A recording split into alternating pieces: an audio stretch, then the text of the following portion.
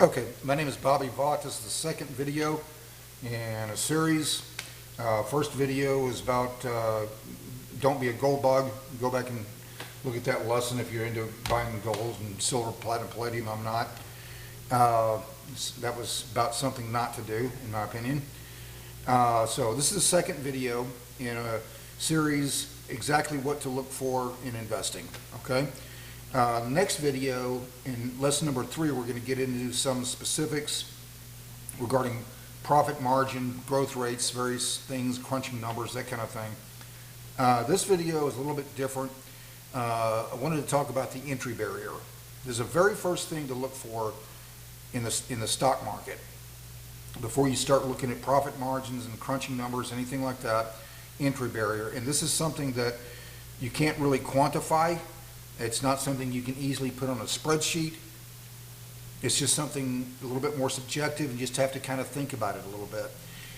Every business student studies Michael Porter. It's a long time since I was in business school. I don't remember everything about Michael Porter, but one thing that I took from that I still remember, you always want to look for a high entry barrier, not low.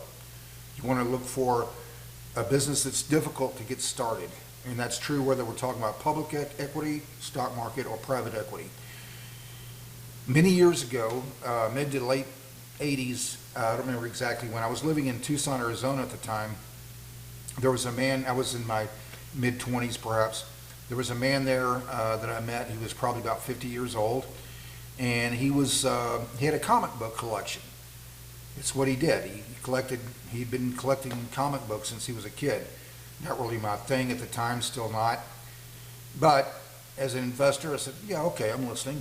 He was looking for somebody to invest in he wanted to start a comic book store. And he had some inventory. He'd been collecting comic books for a long time. He wanted to get some more inventory and start this little store, this comic book store. And then he told me something. He said, I know exactly what to do. It's easy to get started. And as soon as he said that, I went, no, not interested.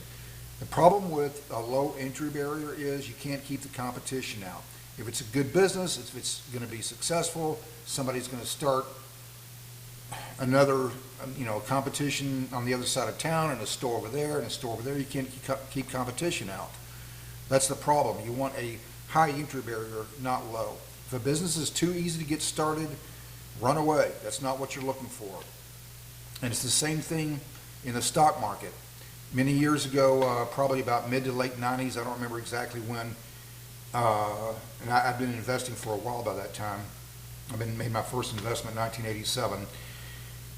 Mid to late 90s, everybody was telling me you have to buy AOL, America Online, internet provider. And they said, yeah, man, this, they're collecting $29.95 per customer, and they got this cash rolling in. I didn't want it. I didn't think the entry barrier was high enough. How many internet providers are there now? I don't know, like a lot. So it's not that if you watching this video, if you and I wanted to start an internet provider business, we're not, for reasons just explained. But if we were going to do that, it's not that we could get it kicked off at the ground in a month, but it's easy relative to something like Union Pacific Railroad. When I talk about entry barrier, I like to use Union Pacific Railroad as an example quite a bit. American Electric Power, same thing. Something like Union Pacific Railroad, high entry barrier. Nobody's sitting around in their garage trying to figure out how to compete with Union Pacific Railroad. They're just not doing it. Why? Because the entry barrier is too high. That's the very first thing that I look for, that anybody should look for when they're thinking about, when they're looking at the stock market, before you start analyzing numbers and various other factors. High entry barrier. You want to be in a business, you want to invest in a business that's difficult to get started, not easy. Okay? So, third video, in a few days we're going to get into some more specifics regarding crunching the numbers and what to look for in the profit margin, growth rates, things like that. For right now, just remember high entry barrier. Okay? So, see you next time. Happy investing.